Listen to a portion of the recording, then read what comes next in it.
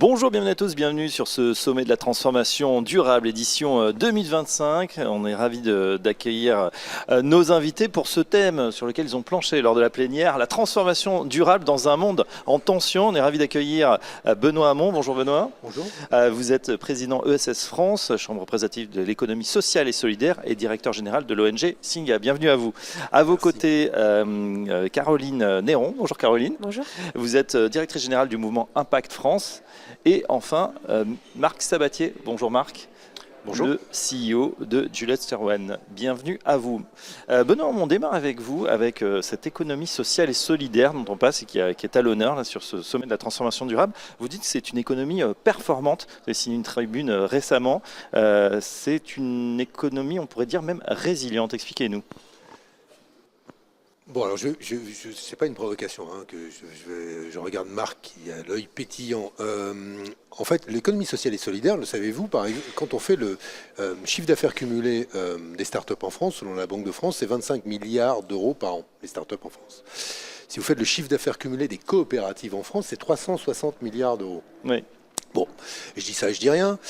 Tout ça pour vous dire que l'économie sociale et solidaire, ça pèse dans le game, au sens où c'est un acteur considérable de l'économie des territoires, et c'est évidemment un acteur sur lequel il faut s'appuyer dès lors qu'on pense la transformation de nos modèles économiques et que l'on réfléchit à la manière dont l'économie et nos modes de production et de consommation doivent être plus tempérants et relever les défis de la transformation écologique. C'est-à-dire avoir moins d'impact en termes de dérèglement climatique et moins d'impact négatif en termes d'effondrement de la biodiversité. Et c'est la raison pour laquelle j'aspire, comme beaucoup d'autres, à ce que les modèles de l'économie sociale et solidaire, qui sont des modèles privés non lucratifs ou à lucrativité limitée, fassent partie intégrante de la stratégie économique de la France. Ouais, c'est intéressant parce que vous comparez à juste titre aux startups, dont voilà, on en parle beaucoup. Il y a des salons nationaux, alors que c'est vrai que c'est finalement presque 10 fois moins que cette économie sociale et solidaire.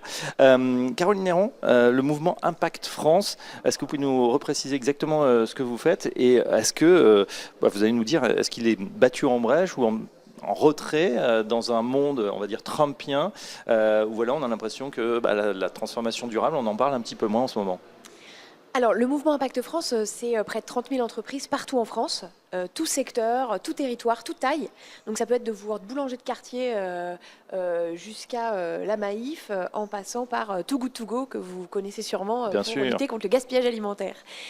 Donc c'est des entreprises qui ont des réalités très différentes. Et en fait, la question sur le backlash, elle est très simple.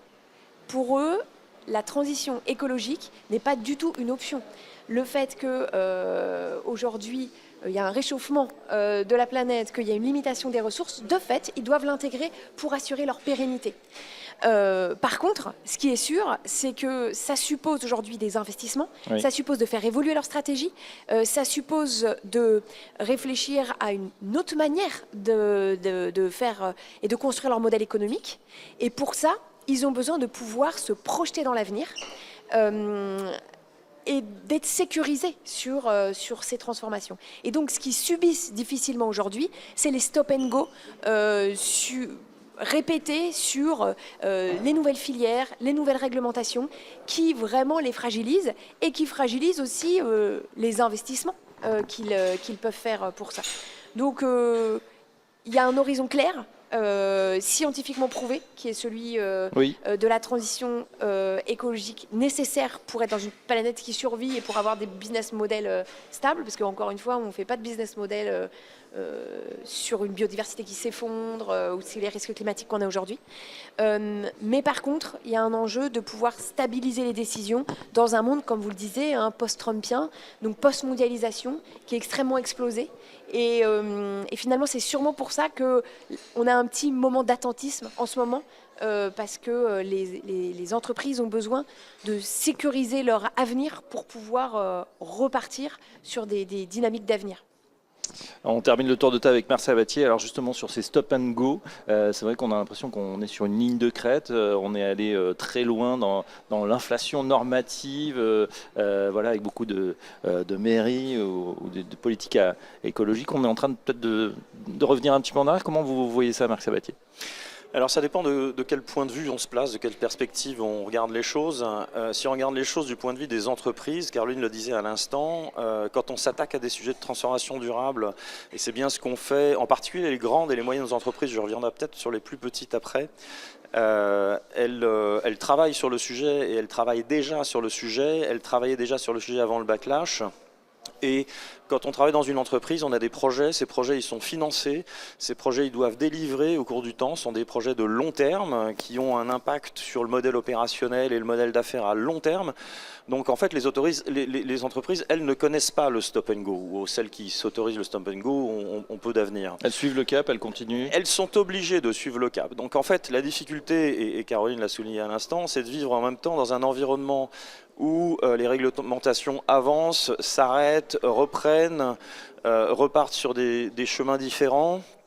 Un environnement aussi où ce backlash, ces stop and go ne font pas progresser dans la conscience collective l'importance du développement durable, bien au contraire depuis quelques années, ce qui pose quand même un problème. C'est bien que beaucoup d'entreprises aujourd'hui, c'est intéressant de le noter je crois, continuent à travailler sur leur transformation durable, tant bien que mal, et contre vents et marées, mais en même temps on parle de moins en moins. Il est plus simple aujourd'hui de le passer sous silence que de le crier sur tous les toits, parce que c'est moins trendy. Mais pour autant, il faut avancer et les entreprises avancent. Peut-être un mot sur les petites entreprises. Alors attendez, on va réunir, juste je voulais passer à la parole à Benoît Hamon. On va revoir bien sûr la loi de finances prochainement. Justement, dans l'ESS, vous nous disiez c'est un pilier, 360 milliards dans l'économie. Ça doit se développer parce que c'est local, parce que ça aide beaucoup de gens. Est-ce que vous allez faire une demande, notamment au Premier ministre, au gouvernement, pour justement favoriser le développement de l'ESS en France ? Alors, oui, évidemment, on va le faire, hein, en même temps en étant parfaitement lucide. Vous n'avez pas l'air très confiant, Benoît. Non, mais ce que je regrette, c'est que c'est en fait, on assiste surtout à des non-décisions. C'est-à-dire qu'en fait, moi, on peut me dire oui ou non, si c'est un oui ou un non, et même quand c'est un non, j'aime bien savoir où on va. Et aujourd'hui, je ne sais pas où nous allons. Et en l'occurrence, je vais prendre un exemple très concret. L'économie sociale et solidaire, ce sont les coopératives, mais ce sont des acteurs privés qui sont presque omniprésents, sinon les seuls présents sur ce kilomètre de l'intérêt général qui, en milieu rural par exemple, ou dans des quartiers politiques de la ville, amène à ce que les seuls acteurs économiques qui soient présents et en même temps les seuls acteurs qui produisent de l'intérêt général soient des acteurs de l'ESS. Exemple, la crèche, c'est une crèche associative, l'EHPAD, c'est un EHPAD mutualiste, l'épicerie, c'est une épicerie sociale et solidaire, une recyclerie, une ressourcerie, un club de sport, un établissement culturel non lucratif. Bref, on ne voit que l'ESS. Or aujourd'hui, ce qui se passe à travers les politiques publiques, c'est que ces acteurs économiques privés qui ont une mission de service public et qui sont censés être payés pour faire cette mission de service public, eh bien ils voient la subvention qu'il leur est donnée pour faire ce service public, par exemple prendre en charge des personnes âgées vulnérables, diminuer. Et de facto, on leur demande de dégrader la qualité du service rendu à la population, ou voire de fermer. Et moi, je m'interroge, à un moment où on a parlé du chaos, et Marc a évoqué la situation aux États-Unis avec Caroline à l'instant, mais nous sommes pris dans un étau entre à la fois une menace commerciale ou économique forte du continent nord-américain qui peut-être encore nos alliés sur le papier, mais qui sont quand même des rivaux, les Chinois d'autre part, une menace militaire concrète avec ce qui se passe sur le continent européen en Ukraine, et qui appelle ces menaces, la somme de ces menaces, l'unité de la nation. Or, en France, il n'y aura pas d'unité de la nation et de cohésion sociale si ces services et les services publics d'une part, mais les services d'intérêt général pris en charge par les acteurs de l'ESS ne sont pas maintenus. Allez-vous me dire comment, sans solidarité, nous allons maintenir l'unité de la nation? Or, l'unité de la nation, elle est décisive pour affronter les vents auxquels nous faisons face. Et il n'y a aucune raison qui nous renverse ces vents-là. On a tous les moyens On a de les faire atouts, face, effectivement. mais encore faut-il qu'on ne se coupe pas l'herbe sous les pieds. Même si en ce moment, voilà, beaucoup d'entreprises doivent faire, comme vous le dites, plus vite, avec moins. Caroline, on parlait des stop and go tout à l'heure, ou de backlash, effectivement, et on voit que sur plusieurs terrains, donc je pense à la ZFE, au ZAN, ma prime rénov également, rénovation énergétique, il y a eu des reculades récemment, voilà, sous couvert de budget. Là aussi, comment vous analysez ce nouveau monde, ce nouveau paradigme peut-être, où on prend le temps, on est allé trop vite à un moment? Alors déjà, juste pas sous couvert de budget. La ZAN, la ZFE, ça n'a aucune incidence réellement budgétaire. Plus la rénovation énergétique. C'est positionner la manière dont on veut développer nos territoires, nos villes, notre économie. Aujourd'hui, oui, on le sait tous, il y a une problématique d'appropriation de la transition écologique. Quand on regarde aujourd'hui des études assez précises, les Français sont tous convaincus, et les entrepreneurs notamment, du fait que ce n'est pas une option, comme je vous le disais tout à l'heure. Ils sont tous convaincus qu'il faut pouvoir se préparer et s'adapter. La question, c'est comment ? C'est ce que vous posez. Et effectivement, on arrive pour les entreprises à une espèce d'injonction contradictoire. L'injonction contradictoire, c'est que notre modèle et la manière dont on construit notre société, elle repose sur la qualité écologique, sociale, sanitaire des biens, des produits, des biens et des produits qu'on construit, qu'on produit. Pourquoi ? Parce que personne d'entre nous est aujourd'hui en capacité d'accepter que les jouets rendent malades les enfants, que nos fringues ou qu'il y ait des morts parce qu'on mange de la viande. Qu'il y ait des morts parce qu'on mange de la viande. Voilà. Personne n'est en capacité d'assumer et personne ne souhaite que nous soyons tous malades à cause des pesticides. Enfin, donc, en fait, il y a une maturité de la société et des entreprises françaises pour vouloir que la qualité écologique et sociale et écologique soit au cœur de notre économie et de notre société. Et par ailleurs, le fait que nos entreprises le fassent est une garantie que la société pourra suivre. Parce que si les entreprises ne le font pas, la société aurait-elle les moyens de le faire? Non. On le sait aujourd'hui. Donc il y a un enjeu d'alliance objective entre les acteurs publics et les acteurs privés. Et donc on sait que cette question va aboutir sur un alignement des transitions. Et donc sur le fait que tout le monde va accélérer.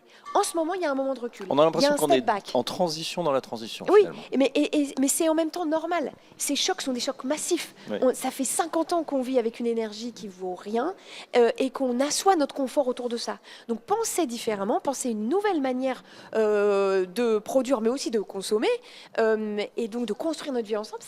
C'est aussi vertigineux. Ouais. Donc en ce moment, et on est c'est dans un parfois un recul. peu douloureux dans ces transitions. On est dans un recul, encore une fois, parce que l'injonction contradictoire, on sait qu'il faut le faire, mais on ne sait pas comment le faire, et notamment parce qu'on perd de la compétitivité. Oui. Nos produits sont plus chers et donc moins compétitifs quand on le fait. C'est un problème. Ouais, c'est vrai. Et donc du coup, Surtout que le monde n'est pas terminé à nos frontières. Voilà, et évidemment, donc on doit les le voitures souligner. électriques qui marchent, c'est les chinoises parce qu'elles sont moins chères. Donc il faut qu'on trouve un système de protection, de sécuriser autant les entreprises que les citoyens pour faire ces transformations. Bien sûr. Sinon, elles deviendront inacceptables.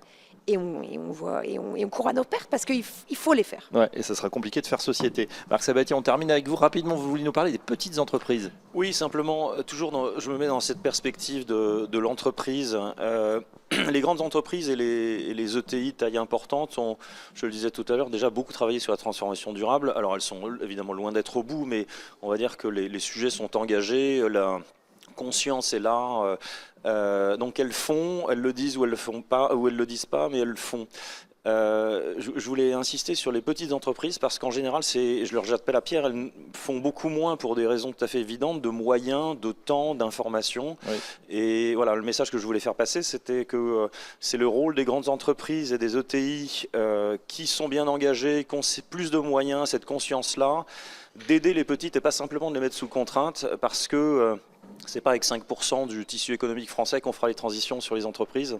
Donc il y a un vrai rôle des grandes entreprises et des entreprises moyennes d'embarquer de façon bienveillante, aidante les petites entreprises pour qu'elles aussi fassent leur transition. Voilà, leurs sous-traitants. C'est vrai qu'on parle, on le disait tout à l'heure, des startups, du CAC 40, mais évidemment le tissu économique français, c'est 95 ou 99% de petites et moyennes entreprises. Merci, messieurs, dames, Benoît Hamon, Caroline Néron, Marc Sabatier, et à très bientôt sur Bismart.